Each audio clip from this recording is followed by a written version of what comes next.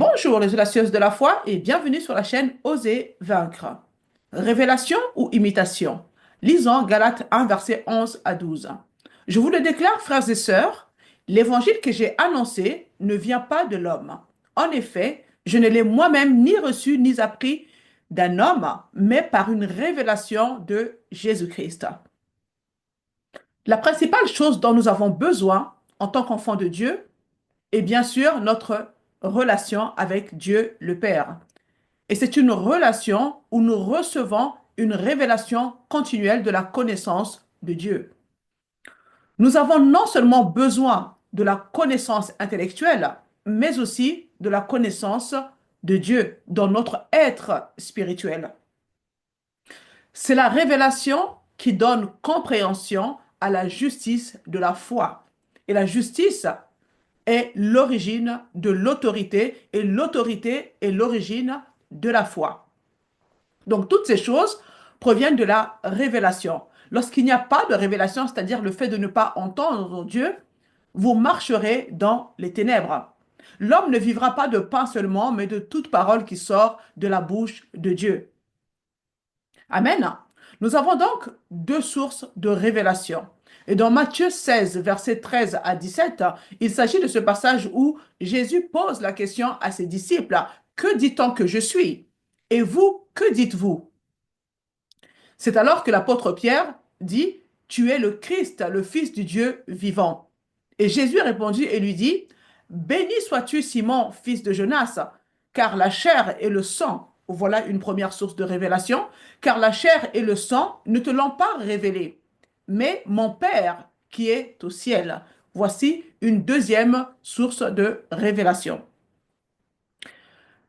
Puis Jésus rajoute, et les portes de l'enfer ne prévaudront pas contre lui.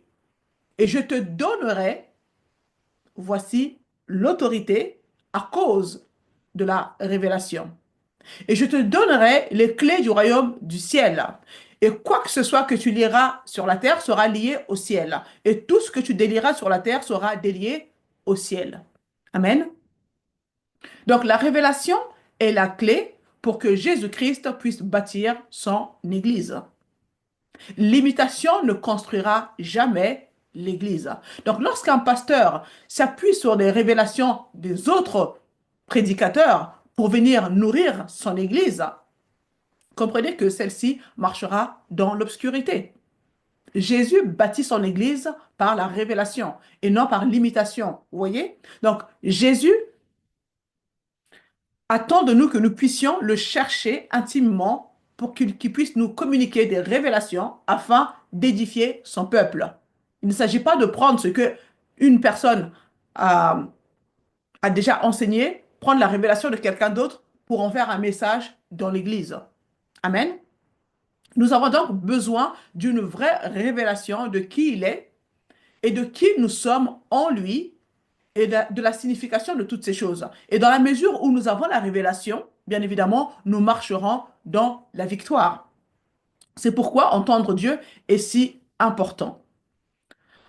Nous sommes des créatures issues de la parole et nous servons un Dieu de la parole. Nous devrions donc toujours entendre constamment Dieu, car le christianisme est une marche spirituelle avec le Saint-Esprit, car il est celui qui nous révèle les choses cachées et c'est lui qui nous conduit dans toute la vérité. Le christianisme n'est pas une religion. Amen. Le Saint-Esprit est l'auteur des miracles à travers nous et il le fait pour pouvoir glorifier Jésus-Christ. Mais nous avons remplacé malheureusement la relation par l'imitation. Nous avons remplacé la révélation par l'imitation. Donc, pas étonnant que l'Église aujourd'hui ait perdu de sa puissance, puisque tout le monde ne fait qu'imiter d'autres personnes au lieu d'entendre Dieu par lui-même. L'apôtre Paul dit, je ne l'ai moi-même ni reçu ni appris d'un homme, mais par une révélation de Jésus-Christ. En d'autres termes, les épîtres de l'apôtre Paul proviennent directement du cœur de Dieu, une révélation qu'il a eue par le Saint-Esprit.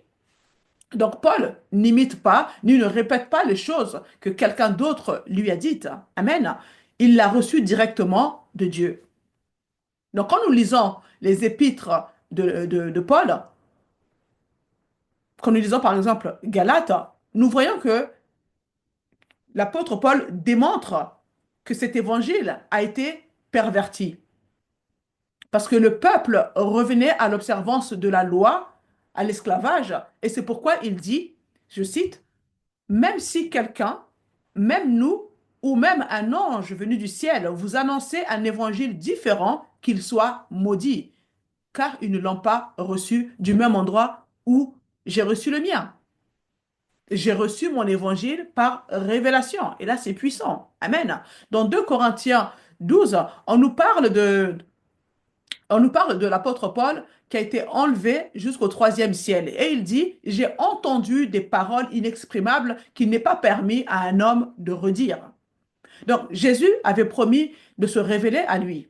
À un moment donné de sa vie, peut-être au cours de ce voyage au troisième ciel ou lors d'une autre expérience qu'il avait vécue, donc il a reçu la révélation de l'évangile. Il a reçu cette révélation du mystère, à savoir Christ en nous, l'espérance de la gloire. Il a reçu cette révélation que nous sommes assis avec Christ dans le lieu céleste. Amen. Ainsi, tout ce que nous lisons dans les épîtres, Éphésiens, Colossiens et d'autres, vient directement du cœur de Dieu. Donc, il révèle le mystère de l'évangile qui était caché pendant des siècles. Lisons Romains 16, versets 25 à 26. Béni soit Dieu, il a le pouvoir de vous rendre fort dans la foi conformément à la bonne nouvelle que je prêche. Elle est le message de Jésus-Christ et dévoile le plan de Dieu tenu secret pendant les siècles passés et qui s'accomplit de façon manifeste de nos jours. Comme l'a ordonné le Dieu éternel, il est porté par les écrits des prophètes à la connaissance de tous les peuples pour qu'ils soient amenés à lui obéir en croyant. Amen. Donc, en d'autres termes, ici, il y avait un mystère caché au peuple d'Israël. Il est dans les Écritures, mais leurs yeux lui étaient fermés. Leurs yeux étaient fermés à ce mystère. Et c'est pourquoi il est dit que Jésus a ouvert leurs yeux, leur connaissance, afin qu'ils puissent comprendre les Écritures. Et c'est une prière que nous aussi, nous pouvons faire. Seigneur, ouvre mon intelligence, afin que je puisse saisir la compréhension de ta parole, afin que je puisse avoir les révélations profondes de ta parole. C'est une façon que nous pouvons, nous, utiliser pour prier, pour que nous puissions bénéficier de cette révélation. Parce que parfois, nous lisons la Bible, mais les yeux sont fermés, ou notre compréhension est fermée. Amen. Donc, ces écritures de l'Ancien Testament contiennent un mystère qui a été caché pendant des générations. Mais l'évangile est l'élément révélateur puisqu'il révèle ce mystère. C'est un évangile révélateur que nous prêchons et non pas d'imitation. C'est un évangile qui révèle les choses et c'est par la révélation que naît la foi. Vous comprenez? Donc, lorsque vous entendez Dieu, cela vous donne cette foi inébranlable parce qu'il n'y a plus place au doute ni à l'incrédulité. Et peu importe ce que les cinq sens vous disent ou vous montrent, vous resterez ferme parce que vous avez reçu une parole qui vient directement du cœur de Dieu. Et ce genre de foi n'échoue pas. Donc les mystères cachés par Dieu dans les Écritures de l'Ancien Testament ont été révélés par révélation que l'apôtre Paul a eue. Amen. Donc dans 1 Corinthiens 2, versets 9 à 10, il est dit ceci. Mais comme il est écrit, ce que l'œil n'a pas vu, ce que l'oreille n'a pas entendu, ce qui n'est pas monté au cœur de l'homme, Dieu l'a préparé pour ceux qui l'aiment. Or, c'est à nous que Dieu l'a révélé par son esprit, car l'esprit examine tout, même les profondeurs de Dieu. Donc, l'esprit de Dieu en nous veut nous révéler des choses profondes. Ainsi, cette connaissance révélée va multiplier sa grâce dans notre vie. Au verset 12, il est dit, maintenant, nous avons reçu non l'esprit du monde, mais l'esprit qui est de Dieu, afin que nous puissions connaître les choses qui nous sont librement données de Dieu. Nous pouvons appeler tout cela la grâce. Les choses qui nous sont librement données de Dieu, c'est la grâce. Et nous avons l'Esprit de Dieu afin de connaître cet héritage. Donc, tout ce qui est inclus dans cet évangile de la grâce est révélé par l'Esprit de Dieu. La révélation est la clé pour toute chose. Allons au verset 14. Mais l'homme livré à lui-même ne reçoit pas ce qui vient de l'Esprit de Dieu. À ses yeux, c'est pure folie et il est incapable de le comprendre, car seul l'Esprit de Dieu permet d'en juger. L'homme naturel ne peut pas saisir les choses de l'Esprit. L'homme qui n'est pas régénéré ne peut pas saisir les choses de l'esprit. Il y a des hommes naturels qui ne sont pas nés de nouveau, mais je dirais aussi qu'il y a des hommes naturels qui sont nés de nouveau, mais qui marchent selon, enfin, qui ne marchent pas selon les règles, les lois qui régissent le nouveau royaume dans lequel ils ont été transférés. Il y a beaucoup d'hommes naturels qui sont nés de nouveau, mais qui ne connaissent même pas les règles du royaume dans lequel ils ont été transférés. Donc, autrement dit, ils sont nés de nouveau, mais ils vivent selon leur âme. Ils ne vivent pas selon l'esprit. Vous voyez, ils vivent par la chair et par l'âme. Ils sont guidés par leurs émotions, tout simplement. Et quand vous vivez par la chair et l'âme, vous vous privez de la révélation des mystères où se trouve la grâce. Cette révélation peut vous édifier et vous donner votre héritage. Paul prie pour que les croyants reçoivent, pour qu'ils reçoivent cette révélation, ce qui signifie que cela ne se produit pas de façon automatique. Vous devez prier et demander à Dieu de vous le révéler. Inspirez-vous des prières que fait l'apôtre Paul dans Éphésiens 1, Éphésiens 3, Colossiens 1. Il prie pour la sagesse de Dieu. Il prie que la connaissance spirituelle et les profondeurs de son amour, que toutes ces choses puissent être révélées aux saints, c'est-à-dire les croyants, afin qu'ils soient fortifiés de toute leur force. Vous voyez, tu es le Messie, le Fils du Dieu vivant. Cela doit être votre révélation personnelle. Vous devez, vous devez connaître cela. Cherchez Dieu de tout votre cœur. Cela devrait être votre objectif principal. Car en dehors de Christ, il n'y a pas de vie. Comme l'apôtre Paul l'a su bien, il a su bien le dire en disant, mais où irions-nous, Seigneur? C'est toi qui as les paroles de la vie. En dehors de Christ, il n'y a pas de vie. Vous devez demander au Seigneur de vous le révéler afin que votre foi n'imite pas quelque chose ou quelqu'un d'autre. Lorsque la foi est née par une révélation de l'Esprit de Dieu, cela vous permet de marcher avec assurance. Vous avez cette assurance d'une lionne et vous n'avez plus à trembler devant chaque montagne que l'ennemi dresse devant vous. Vous n'avez plus à trembler parce que vous avez cette certitude dans votre être intérieur que Dieu vous a donné une parole. Si par exemple il s'agit d'une guérison, que le diable vient vous insuffler à l'oreille en disant, mais tu vas mourir par cette maladie, mais vous avez reçu la parole de Dieu qui dit, tu vivras. Tu vas voir ce que je vais faire dans ta vie. Je vais me glorifier dans cette situation. Vous avez cette parole. Donc, quelles que soient les mauvaises pensées que le diable essaie de vous injecter pour vous décourager, pour vous mettre à terre, vous tiendrez debout, vous tiendrez ferme parce que vous avez reçu une parole de Dieu. Vous êtes la justice de Dieu. Rien ne devrait vous résister. Vous devez dominer, vous devez assujettir toutes choses, vous devez régner avec Christ. Dans Marc 11, 23, il est dit, je vous le dis en vérité, si quelqu'un dit à cette montagne, retire-toi de là et jette-toi dans la mer, et s'il ne doute pas dans son cœur, mais croit que ce qu'il dit arrive, il le verra s'accomplir. Dieu ne veut pas que notre marche avec lui soit simplement doctrinale. Il y a 4 types de connaissances. Allons dans 2 Corinthiens 4, versets 13 et 14. Il est dit ceci. Et comme nous avons le même esprit de foi que celui exprimé dans cette parole de l'Écriture, j'ai cru, c'est pourquoi j'ai parlé. Nous aussi, nous croyons et c'est pour cela que nous parlons. Ce qui est dans votre cœur finira par sortir de votre bouche. Ce que vous croyez réellement sortira de votre bouche. Et quand cela sort de votre bouche, il va dans le monde spirituel. Il va dans le monde spirituel, dans le monde invisible et commence à travailler. Car c'est malheureusement ce que nous avons tendance à oublier, c'est que chaque pensée, chaque parole, chaque action constitue des semences. Donc parfois, on s'étonne de récolter de mauvaises choses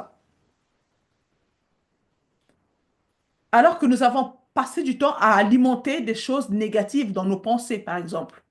Nous avons eu des paroles négatives pendant un certain nombre de temps par rapport à la situation qu'on traverse.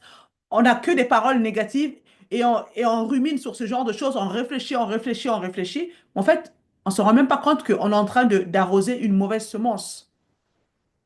Une semence qui est plantée finira par produire quelque chose. Et parfois, nous sommes surprises de moissonner une mauvaise semence. On se dit, mais c'est pas possible. Mais où est Dieu? Mais qu'est-ce qui se passe? Mais on a passé tellement de temps à alimenter nos pensées avec de mauvaises choses, à, à, à méditer ces mauvaises choses, à réfléchir sans cesse sur ces mauvaises choses. La semence est là. Il y aura une semence. Donc, ce que vous croyez dans votre cœur, vous devez le surveiller. Car une fois libéré, c'est là quelque part à vouloir se manifester selon son genre. C'est la loi de la Genèse. Amen. Quel que soit votre type de cœur, ce que vous semez, vous allez le récolter. Vos actions, vos pensées, vos paroles sont des semences. Faites attention, il n'y a pas de parole neutre. Il dit, nous aussi nous croyons, et c'est pour cela que nous parlons. Comme il est écrit au verset 14, il utilise ici l'expression sachant que. Vous voyez? Donc cette expression indique que c'est plus qu'une simple connaissance mentale.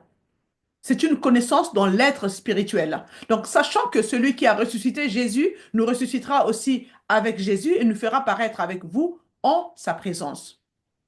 Donc, nous voyons ici que l'apôtre Paul savait quelque chose. Mais ce n'était pas seulement une connaissance intellectuelle. Plusieurs d'entre nous se contentent d'une connaissance intellectuelle. Seigneur, ouvre mon intelligence spirituelle pour comprendre les Écritures et avoir la révélation profonde de ta parole. Faites ce type de prière. Pourquoi? Parce que la connaissance intellectuelle ne produit pas la foi. La connaissance intellectuelle ne produit pas la foi. Allons dans 1 Corinthiens 14, 6. Paul dit, maintenant, frères, si je viens vers vous en parlant des langues, en quoi vous profiterai-je à moins que je ne vous parle par? Puis il énumère plusieurs façons de transmettre la connaissance. Ça peut être par la révélation, ça peut être par la connaissance, ça peut être par prophétie, et ça peut être par la doctrine. Nous allons donc commencer par la doctrine. C'est quoi la doctrine? La doctrine, c'est simplement quelque chose que l'on apprend. Ce n'est pas une mauvaise chose. La doctrine, elle est apprise. Elle établit la vérité, elle établit le fondement. Ce sont donc des choses que nous apprenons. Que ce soit à l'église, que ce soit dans une école biblique, ce sont des doctrines. Puis, il parle de la prophétie. La prophétie vous édifie, elle vous encourage. Amen. Nous savons cela dans 1 Corinthiens 12 et 14.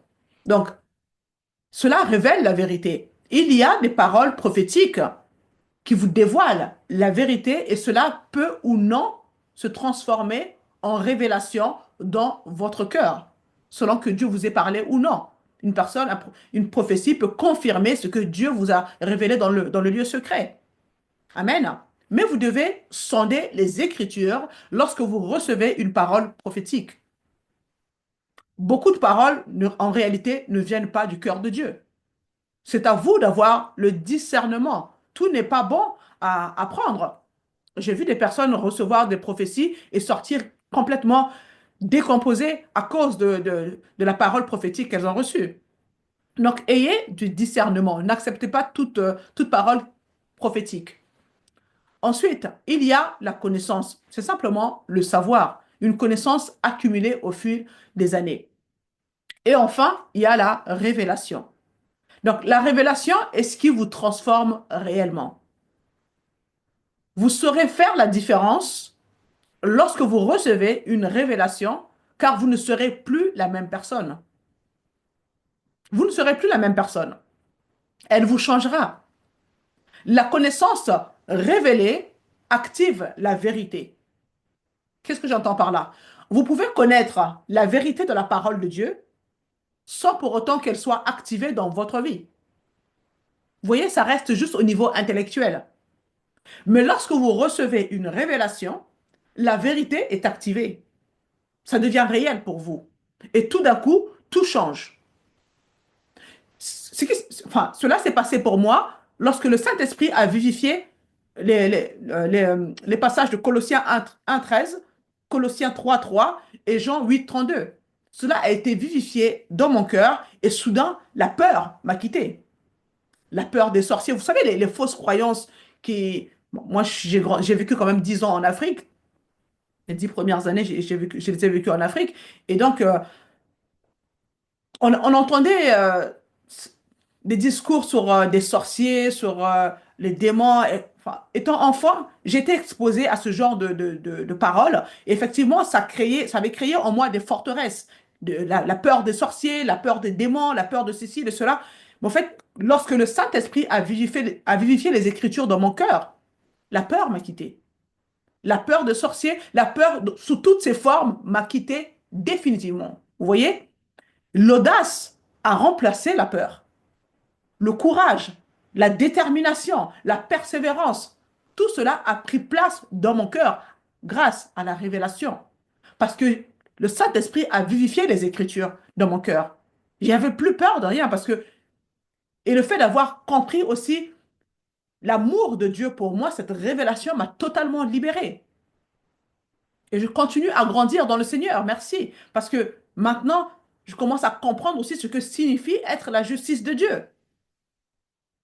C'est de mieux en mieux. Et donc, c'est grâce à la révélation, je suis devenue une autre personne. La révélation de la justice vous établit dans votre autorité. Vous ne tremblez plus devant l'ennemi. Vous comprenez? Vous ne passez plus votre temps à vous lamenter devant votre montagne.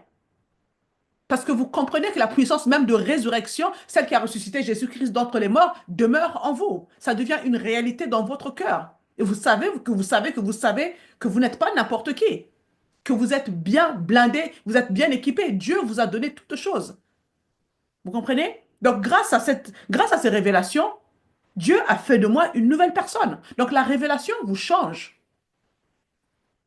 Je me tiens devant Dieu sans culpabilité, sans condamnation. Je ne me sens pas du tout condamné. Parce que les Écritures, certaines Écritures ont été tellement vivifiées en moi que je m'approche du trône de la grâce avec une pleine assurance. Combien de personnes, même si elles lisent que Dieu vous a pardonné pour tel ou tel péché, mais à chaque fois, la culpabilité est toujours là. La culpabilité est toujours là. Et vous êtes là à vous morfondre. Oui, mais je ne peux pas m'approcher de Dieu. Oui, mais Dieu ne m'a pas pardonné. Je sens que je suis toujours coupable. Non, il y a un manque de révélation. Vous comprenez? Ce n'est pas le désir de Dieu de vous maintenir dans la culpabilité, dans la condamnation. Non, ça ne vient pas de Dieu. C'est un mensonge du diable. Il y a une révélation qui vous manque à ce niveau-là. Amen.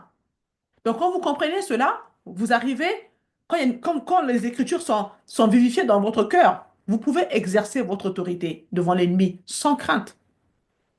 Le lion de la tribu de Juda habite en moi. Ma sœur, ce même lion de la tribu de Juda habite en toi. Mais la Bible nous dit aussi que l'ennemi rôde. Il rôde comme un lion rugissant, cherchant qui dévorer. Mais ce lion-là, celui qui rôde, n'a pas de dents. Il a perdu toute sa protection. Il a été dépouillé. Il essaie simplement de t'impressionner avec ses rugissements. Mais tu peux rugir plus fort que lui. Amen. Vous pouvez avoir beaucoup de connaissances de la parole de Dieu sans que cela soit réel dans votre esprit. Et ça change tout. C'est pourquoi l'apôtre Paul dit, je n'ai pas reçu cet évangile de quelqu'un d'autre. J'ai reçu cet évangile par révélation. C'est puissant. L'apôtre Paul n'a pas reçu la révélation de Christ par la chair et le sang. Il l'a reçu de Dieu. Et c'est le secret de ce que vous recherchez. Tout le monde veut entendre Dieu. Tout le monde veut avoir des révélations. Le secret est là. L'écoute. Vous devez entendre Dieu. Vous devez être dans un endroit où vous pouvez recevoir directement de Dieu. Cela va vous mettre sur la bonne voie. Je vous encourage vraiment à volontairement, hein, volontairement à créer un environnement où vous pouvez vous isoler. Simplement, dites Seigneur, me voici. Je suis là pour t'écouter. Seigneur, je veux t'entendre. Parle à mon cœur. Créez ces moments, cet environnement qui vous permettra d'entendre Dieu. Le silence, ça fait du bien. Quel que soit votre besoin, vous avez besoin d'entendre Dieu par vous-même. Lorsque vous demandez de l'aide à quelqu'un pour la prière, ça sera beaucoup plus efficace si vous avez au préalable entendu Dieu vous parler. Et cela peut se faire en lisant la parole. Une semence de sa parole va être vivifiée dans votre cœur et c'est de là que va découler cette foi inébranlable pour vaincre l'ennemi et ordonner à la montagne d'aller se jeter dans la mer. Donc la véritable source de la foi vient de la révélation. Romains 10, 17, la foi vient de ce qu'on entend et ce qu'on entend vient de la parole de Christ. Amen. Il y a deux façons d'entendre. Bien évidemment, nous pouvons entendre naturellement ou spirituellement. Quand vous recevez une parole de Dieu, elle crée la foi dans votre cœur. Et si la foi n'est pas là, ça veut dire que la parole n'est pas encore née dans votre cœur. Si vous n'entendez pas Dieu, c'est que vous n'êtes pas dans l'esprit, vous êtes dans le naturel. C'est ce que nous avons lu dans 1 Corinthiens 2, 14. Je ne dis pas que vous n'êtes pas né de nouveau. C'est seulement parce que vous ne recevez pas les choses de l'esprit. Vous êtes conduite par vos émotions, par votre âme. Si vous n'entendez jamais Dieu, vous êtes dans le naturel. Voici un exercice par lequel moi j'ai commencé pour savoir si réellement j'entendais Dieu ou pas. Après avoir pris le temps de communier avec Dieu, parfois voilà, que ce soit la louange, l'adoration, la lecture de la parole, je prenais un bloc-notes, je m'asseyais et au fait, je disais, Seigneur, je veux t'entendre. Seigneur, parle-moi. Je restais au calme et j'écrivais tout ce qui me venait à l'esprit. Tout. Je ne cherchais pas à analyser, j'écrivais tout ce qui me venait à l'esprit. J'écrivais. Des fois, je pouvais écrire des pages et des pages. Et à la fin, je relisais tout cela et j'essayais de voir si c'était conforme à ce que dit la parole ou pas. Et si vous faites ce genre d'exercice, vous allez voir que le Seigneur vous parle. Il y aura des paroles dedans qui sont conformes à ce que dit la parole. Et si vous voyez que tout ce que vous avez écrit, c'est complètement à côté de la plaque de ce que dit la parole, dans ce cas-là, ça ne vient pas de Dieu, ça vient simplement de votre chair. Alors, à ce moment-là, vous le rejetez tout simplement. Mais faites régulièrement cet exercice et vous verrez que, à un moment donné, vous allez discerner ce qui vient de Dieu et ce qui vient de votre propre chair. Amen. Donc, si vous n'entendez jamais Dieu, vous aurez des luttes, vous aurez beaucoup de questions, vous aurez des hauts et des bas, car vous ne recevez pas de Dieu. Vous avez besoin d'une révélation. Vous devez entendre Dieu. Nous pouvons entendre naturellement ou spirituellement, mais la plupart d'entre nous vivent dans le domaine de l'âme. Nous nous remplissons de tant d'informations, de divertissement et d'autres choses qu'il n'y a pas la place pour que Dieu parle, puisque nous nous nourrissons nous-mêmes d'autres choses. Notre âme est saturée d'autres choses. Nos pensées sont saturées d'autres choses. On n'arrive pas à entendre Dieu. Il y a trop de distractions, il y a trop de bruit, il y a trop de voix qui résonnent dans notre intérieur. Vous comprenez? Dieu nous parle, mais on ne l'entend pas. Donc, quelles que soient vos occupations quotidiennes, elles ne doivent pas occuper une grande place dans votre organisation de tous les jours. Dieu veut occuper la première place. Si la parole de Dieu est votre vie, si vous vivez selon la parole de Dieu, si cette parole occupe la première place dans votre vie, alors vous entendrez facilement Dieu. Celui-ci va vivifier d'autres centres d'intérêt dans votre cœur. Car tout à coup, une chose qui ne m'intéressait pas devient ma passion. Pourquoi? Parce que j'ai eu une parole de Dieu. Nous remplissons nos pensées de tant de connaissances naturelles que que nous avons peu de place ou de temps pour la connaissance spirituelle. Mais nous devons comprendre que les cinq sens ne peuvent pas connaître Dieu avec précision. Il doit y avoir une connaissance par révélation et cela passe par la relation avec Dieu le Père. Et nous devons nous impliquer, être engagés dans la parole avec un but précis, celui d'établir cette intimité avec le Père céleste. Tout ce dont nous avons besoin découle de cette relation que nous avons avec le Père. Vous savez, parfois, il nous arrive d'entendre un témoignage d'une personne dans laquelle Dieu a fait des grandes choses.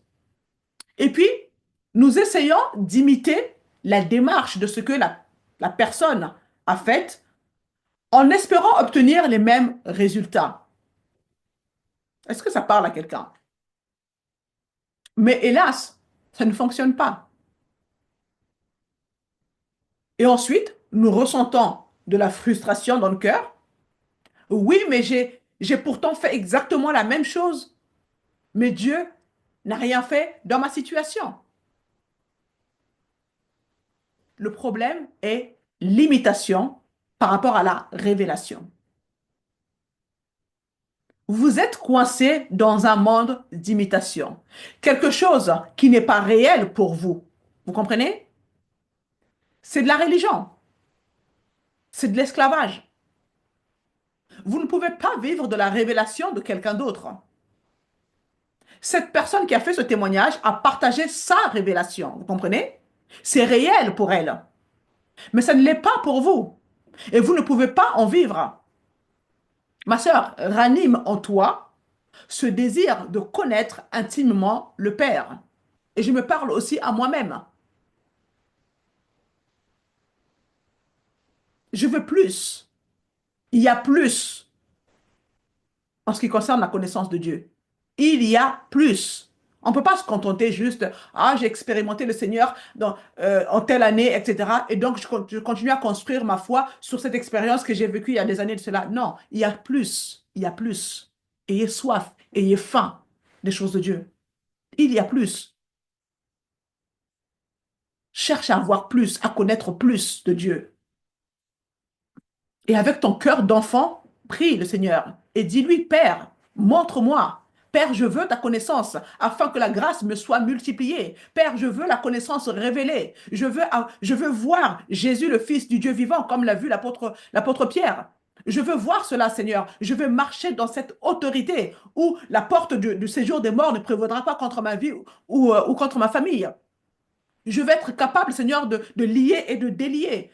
Tu m'as donné les clés du royaume, Seigneur. Comment est-ce que ça fonctionne? Révèle-moi cela, Seigneur. Je veux comprendre comment fonctionne cette autorité que tu m'as donnée. Seigneur, je veux savoir. Parle-moi, montre-moi, Père. Ayez soif. Soyez curieuse dans les choses de Dieu. Posez des questions. Vous pouvez même fatiguer le Saint-Esprit, il ne sera pas fatigué. enchaîner les questions, qu'ils puissent voir que mais cet enfant-là, vraiment, n'est jamais rassasié. Oui, je ne suis pas rassasié, Seigneur. Non, je ne suis pas rassasié. Je veux plus. Je veux plus. Dérange le Saint-Esprit. Le Saint-Esprit est venu faire sa demeure en toi. Amen. Il ne dort ni ne sommeille. Il est là pour t'éclairer. Il est là pour te conduire dans toute la vérité. Il est là pour t'instruire. Il est là pour te façonner, pour te perfectionner. Alors, vas-y, dérange-le. C'est une autre dimension de la vie, ma sœur. Jésus a dit dans Jean 4, 14, mais celui qui boira de l'eau que je lui donnerai n'aura jamais soif. Que celui qui a soif vienne à Jésus-Christ. La révélation transforme véritablement une vie. Et cela, personnellement, m'a donné envie de persévérer dans l'étude de la parole. Parce que plus tu passes du temps dans la parole, plus tu es en contact avec le Père. C'est son cœur, la parole. Plus tu apprends à le connaître.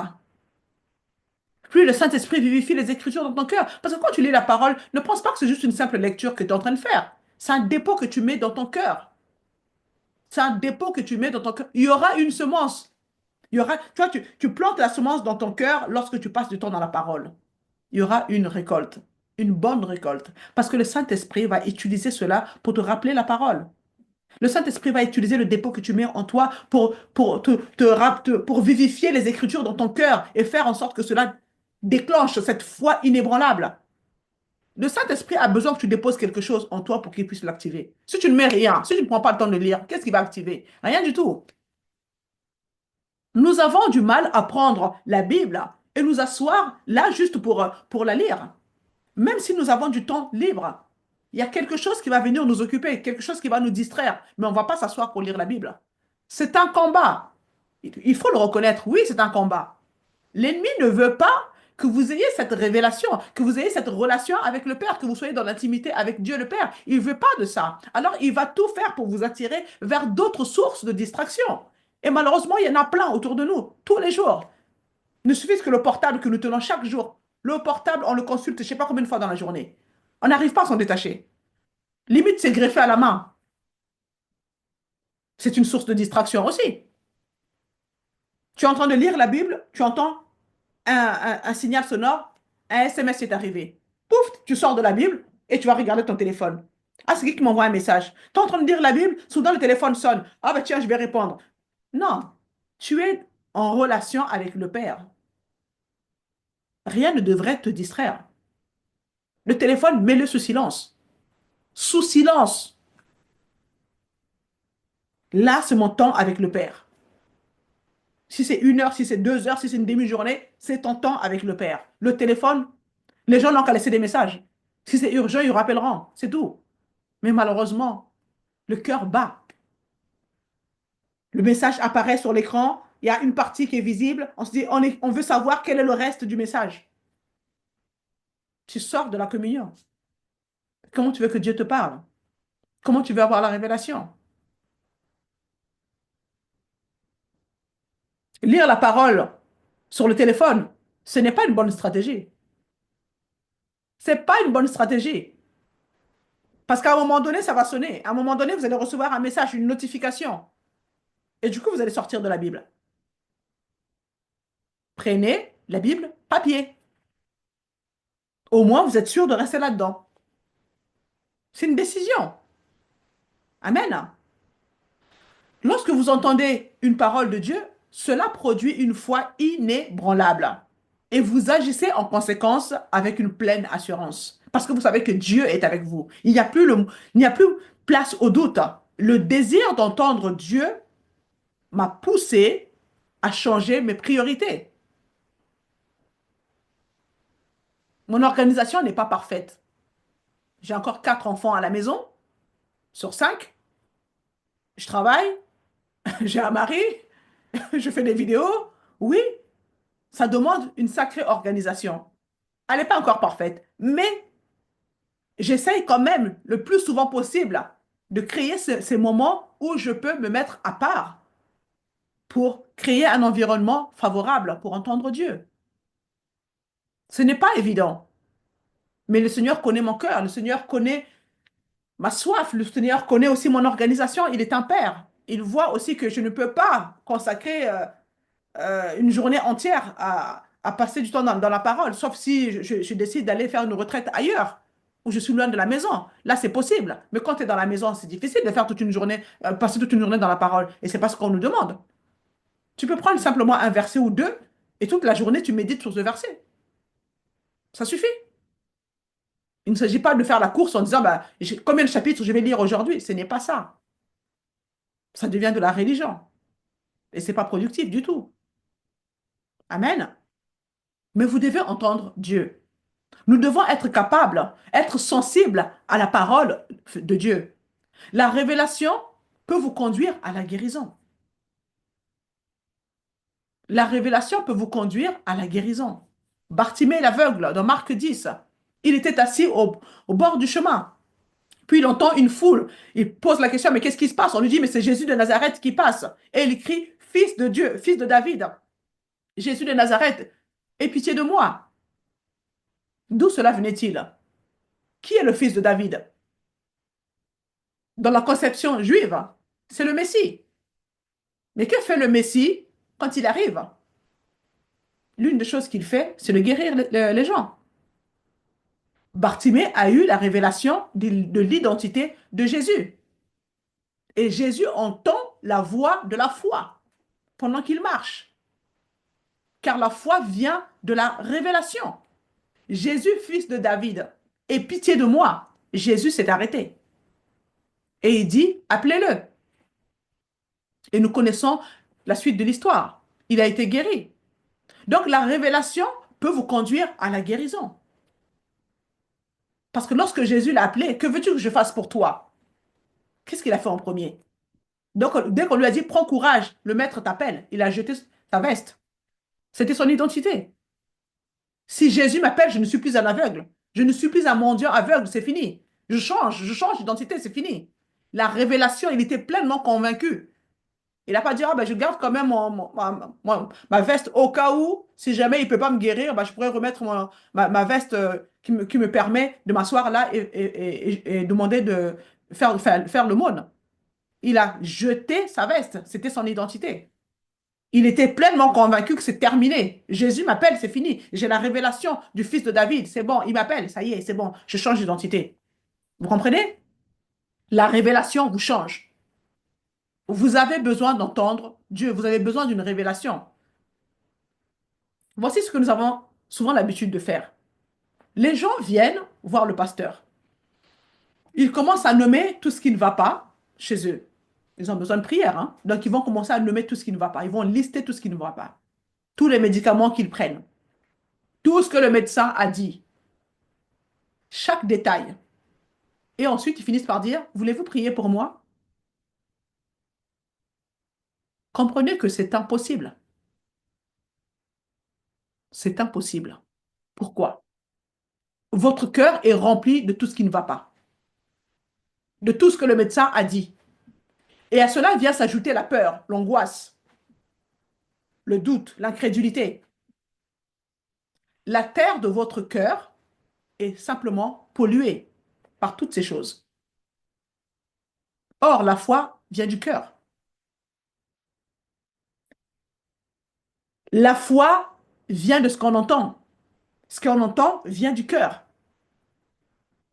Mais quand votre cœur est saturé de toutes ces choses, de tout ce que le médecin a dit, de la peur, de l'incrédulité, de doute, de toutes ces choses, la semence de Dieu n'a pas de place dans votre cœur.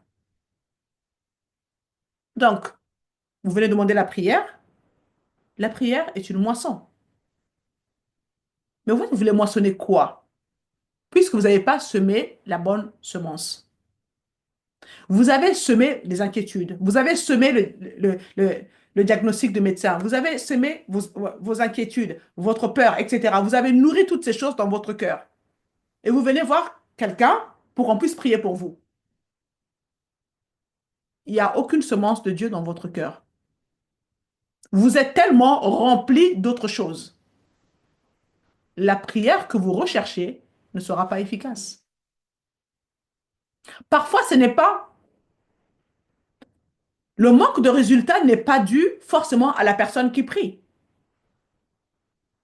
mais parfois c'est vous-même. Pourquoi?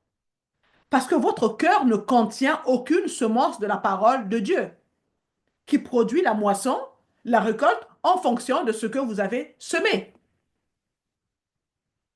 Est-ce que ça a du sens ce que je dis? Quand vous allez voir quelqu'un, posez-vous la question, sur quelle promesse je m'appuie? Trouvez cette promesse et allez voir quelqu'un avec ça. Parce que si vous venez simplement avec votre bagage négatif, pendant 10 minutes, voire plus, vous parlez comme un médecin, vous nous dites que tout ce qui ne va pas, maintenant vous voulez qu'on prie pour vous, cela n'édifie pas la foi de la personne qui va prier pour vous. Vous comprenez? La prière n'est pas une formule magique. Elle est fonction de ce que vous semez dans votre cœur et qui produit la foi. Et la foi vient de ce qu'on entend. Ce qu'on entend vient de la parole de Dieu. Où est votre foi? Ma sœur, si tu es dans cette situation, viens simplement avec une promesse de la parole de Dieu. Par exemple, 1 Pierre 2,24, s'il s'agit de la guérison.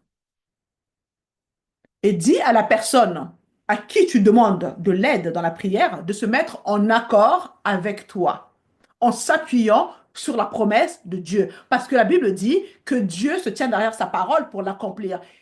Dieu ne se tient pas derrière nos souhaits. Il se tient derrière sa parole. Donc, viens avec une parole. Ça sera beaucoup plus efficace. Sème cette parole dans ton cœur. Parce que les promesses de Dieu sont des semences. Toute la Bible constitue des semences que nous devons planter dans notre cœur. Donc, au lieu de saturer ton cœur avec tous ce discours de médecin et tout ce qui va avec, sature ton cœur de la parole de Dieu. Choisis une promesse. Seigneur, je m'appuie sur cette promesse. Je viens devant toi en m'appuyant sur cette promesse. Je te remémore ta parole, Seigneur. Tu vois ce que je veux dire? Donc, oublie tout le reste. Garde les yeux fixés sur Jésus, car en effet, il est l'auteur de la guérison, il est l'auteur de la vie, il est celui qui guérit, il est celui qui change tes circonstances. Donc, fais en sorte que la semence soit déjà plantée en toi.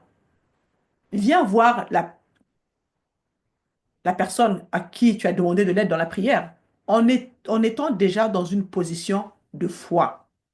Amen. C'est beaucoup plus efficace. Dieu est fidèle. Il est derrière sa parole pour l'accomplir. Il est le Dieu véritable. C'est un Père aimant, compatissant et miséricordieux.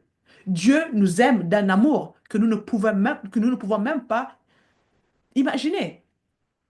Son amour pour nous est parfait. Amen. Il ne fait jamais défaut. Jamais défaut. Vous savez, j'ai été surprise une fois, quelqu'un est venu me demander la prière en m'expliquant, comme d'habitude, tout le parcours. Vous savez ce que j'ai fait? Je n'ai même pas formulé une prière. J'ai juste dit, Seigneur, je libère ton amour dans la vie de cette personne.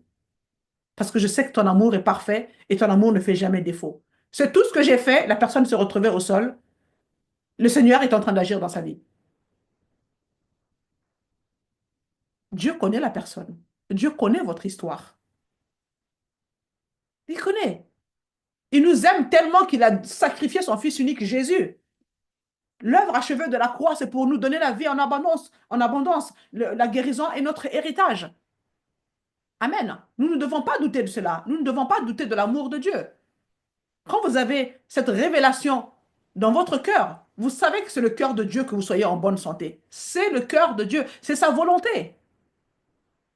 Au point que Jésus est venu mourir à notre place.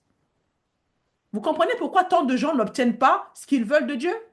Parce qu'ils s'appuient sur des choses de la pensée et de l'âme, tout simplement. Ils n'ont pas entendu Dieu. Ils n'ont pas de révélation. L'enfer ne peut prévaloir sur la connaissance révélée.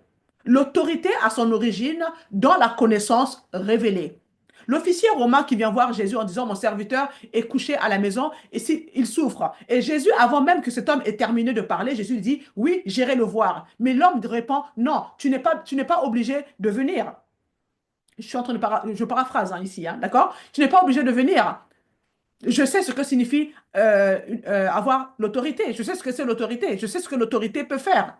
Car je suis moi-même sous l'autorité. Et j'ai l'autorité. Je dis une parole et mon serviteur le fait. Et mon supérieur me dit quelque chose. Et moi aussi, je le fais. Il suffit de dire une parole. C'était une révélation de l'autorité. Et Jésus dit, même en Israël, je n'ai pas trouvé une aussi grande foi. Il en est de même pour la femme cananéenne qui avait sa fille qui était possédée, qui est allée voir Jésus. Il n'est pas bon de donner le pain des enfants aux chiens. Mais cette femme, qu'est-ce qu'elle dit? Seigneur, même les chiens mangent les miettes, les miettes qui tombent sous la table. Jésus était, je ne sais pas si je peux dire choqué, mais ces deux personnes étaient non-juives. Ils ont eu la révélation. L'autre a eu la révélation de la miséricorde de Dieu. L'autre a eu la révélation de l'autorité de Dieu. Et dans les deux cas, ces personnes ont reçu. Ils ont reçu. Cette dame, à cause de la réponse qu'elle a donnée, sa fille a été totalement guérie. Parmi les deux, personne n'était sous la loi. Les deux étaient des non-juifs. C'est la puissance de la révélation. Vous savez, vous ne trouverez jamais des miracles dans les églises légalistes, car la loi étouffe la foi. Le légalisme ne produit pas la foi. La foi vient en entendant Dieu. Et les gens qui sont légalistes n'entendent pas Dieu. Ils imitent quelqu'un. Mais lorsque vous trouvez des gens qui peuvent entendre Dieu, qui ne sont pas entravés par la religion, l'officier romain n'était pas entravé par la religion, il n'était pas freiné par la religion, la femme cananéenne, pareil, n'était pas entravée par la religion, ils ont simplement eu une révélation de Jésus. Et les deux ont reçu. Jésus a dit, ta foi est grande. Donc ne laissez pas la loi, ne laissez pas la religion voler votre foi. Dieu cherche une relation avec nous. Amen. Alors dans Galates 3, verset 23, il est dit ceci. Avant que la foi vienne, nous étions prisonniers sous la garde de la loi en vue de la foi qui devait être révélée. Retenez ceci. Avant que la foi ne vienne. Puis nous avons tout un chapitre d'Hébreu, Hébreu 11, qui nous parle des héros de la foi avant la venue de Jésus. Alors, de quoi parle-t-il lorsqu'il est dit avant que la foi ne vienne? Il y avait la foi avant Jésus, mais il n'y avait pas la foi de la nouvelle création qui transforme et sauve. Il n'y avait que la loi, et la loi ne pouvait pas nous justifier. Mais la foi est venue lorsque la loi a été accomplie sur la croix. Jésus est venu accomplir la loi. Donc, une nouvelle dimension, une nouvelle dispensation a commencé et nous n'étions plus tenus esclaves. Il faut comprendre que les non-juifs n'ont jamais été sous la loi. Les païens n'ont jamais été sous la loi. Mais d'une manière générale, nous étions plus ou moins liés au légalisme. Parce que nous essayons de paraître justes devant Dieu en respectant un ensemble de règles. Mais personne ne peut être juste devant Dieu par des bonnes œuvres. Non. Donc maintenant, nous pouvons avoir une relation avec Dieu par la foi, et la foi vient du fait d'entendre Dieu. Revenons à Galates 3,5. Celui qui vous accorde l'esprit et qui accomplit des miracles parmi vous, Le fait-il donc parce que vous pratiquez les œuvres de la loi ou parce que vous écoutez avec foi? La foi est le seul moyen par lequel nous recevons de Dieu. Et la foi n'a qu'une seule source. La foi provient de ce qu'on entend Dieu.